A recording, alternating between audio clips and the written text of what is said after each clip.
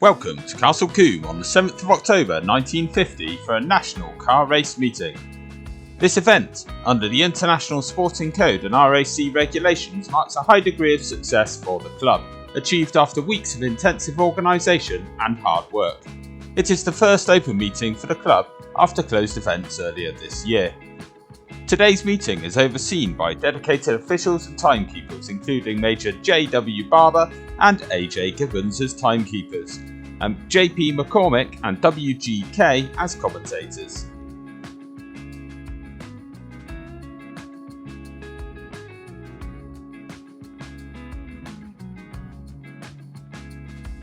The club also acknowledges the crucial cooperation from landowner Mrs. K. Morris, without whom racing at Castle Combe would be impossible.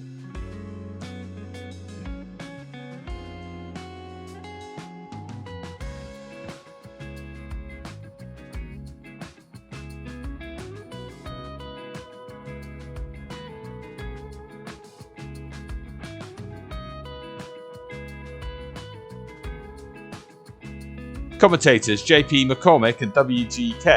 provide live updates to the public. Spectators are asked to cooperate with officials to ensure safe conduct of the meeting and avoid damage to crops.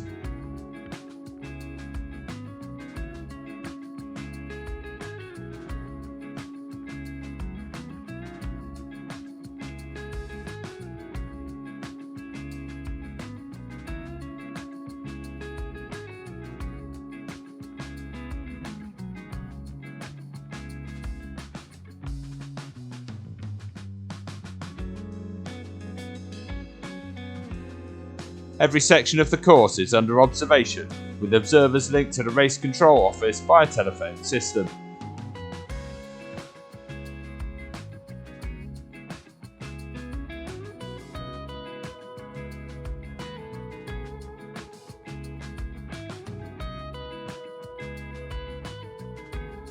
The circuit itself is a 1.8 mile course varying from 20 to 50 feet in width, run in a clockwise direction.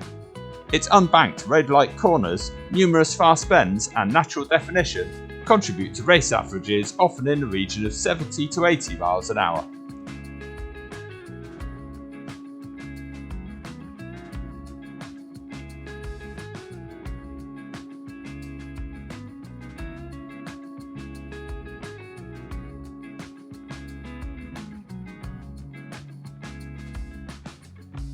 We begin with Race 3, a 10-lap race for 1100cc racing cars which started at 2:30 p.m. Among those present are number 43 W.S. Aston in a Cooper Jap and number 42 E. Winterbottom in a Cooper, notably with a passenger. We also see number 54 W.H. Bristow driving a white Alta. The front row is packed with talent, number 49 R.W. Merrick in a Cooper Jap, number 55 Eric Thompson in a Cooper, number 46 JP Treen in a Riley, and number 52 Ken Wharton, also in a Cooper Jap, and number 50 H.A. Richards in a Riley. Ken Wharton, described as an irrepressible trials driver and joint hill climb champion, got away to a cracking start and built an ever-increasing lead, finishing almost a full lap ahead of his nearest rival. Further down the grid we can identify number 51 B. DeLisa in an MG, number 45 R.F. Hill in a Sumner Jap, and number 44 D. Richmond in a Rapier, distinctive with no bonnet. 42 E. Winterbottom in a Cooper is seen again, having made a good start but later experiencing engine trouble and dropping back.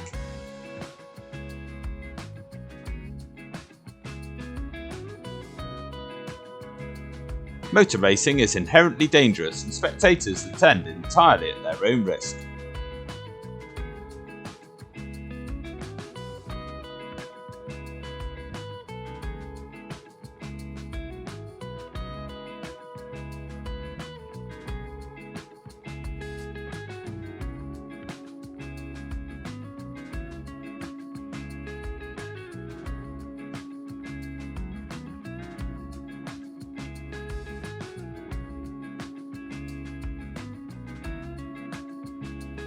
And they're off. The start of the race captured from ground level, showcasing the 500cc cars.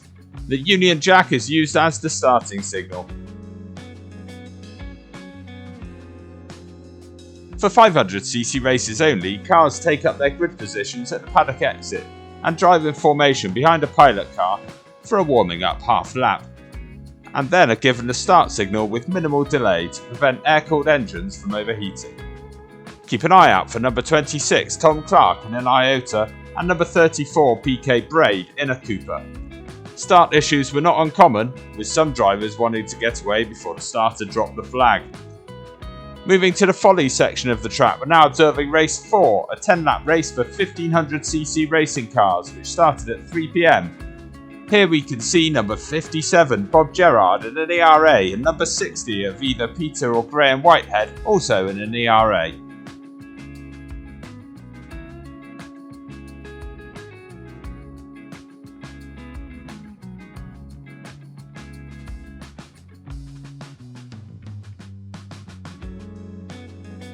Peter Whitehead, winner of the Jersey International race this year, drives a B-Type ERA, with his brother Graham as reserve driver today. A moment of drama as number 65 John Green has stopped in his ERA, and number 58 Jay Ching in a Bugatti is unfortunately smoking. Ching appeared to prefer burning oil to petrol throughout the race and was hopelessly outclassed. Gerard and Brian Shaw Taylor held first and second places respectively from start to finish in this race. At Avon Rise, it's the 500's final, race 6, a 10-lap race which started at 4 p.m. Number 24 Peter Collins is racing in a Cooper, having fought a ding-dong battle with RM Dryden throughout the race, eventually winning by just 2 lengths. We witnessed number 10 Austin Nurse in a Cooper having a half spin. Nurse had an earlier incident in race 1 where he seemed to prefer grass to tarmac at Quarry Corner, losing wheel grip and trying to get back on course tail first. His Cooper is later seen on a trailer in the paddock. In the old paddock, a variety of sports cars are on display. Sports cars are permitted to use pool petrol with no more than 50% benzol added. We can see a Fraser Nash and an FN BMW.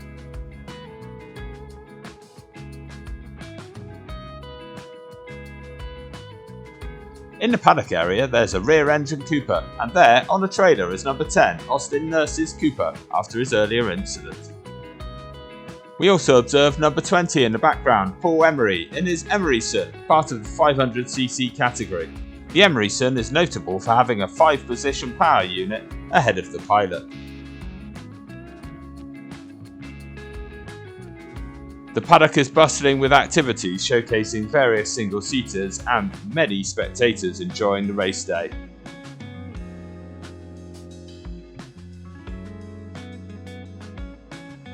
Among the other sports cars, number 10 John Buncombe is with his HRG sports car, and behind him number 9 RF Peacock with a Fraser Nash BMW.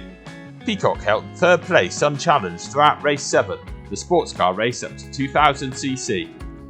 A familiar face in the paddock, number 6 Joan Gerard in her Fraser Nash is signing autographs. Joan Gerard is known for her driving of a Fleet Riley at Prescott and holds the ladies' record at Brighton in her husband's 2-litre ERA. Her husband, the renowned Bob Gerard, is also present, a prominent figure whose ERA has brought home many international successes. In the background, number 15 M Lambert in a Connaught sports car can be seen. Back in the old paddock, we're now focusing on race 8, a 10-lap race for sports cars over 2000cc, which started at 5 p.m. Keep an eye out for number 23, R.E.B. Williams in a Bentley. The front row included Craig's SS100 and Crozier's Bonato Hassan 8-litre racing Bentley, dubbed the Whale. S. Allard in his Cadillac engine J2 Allard took the lead from the first lap and was never challenged, finishing nearly a lap ahead of the Whale.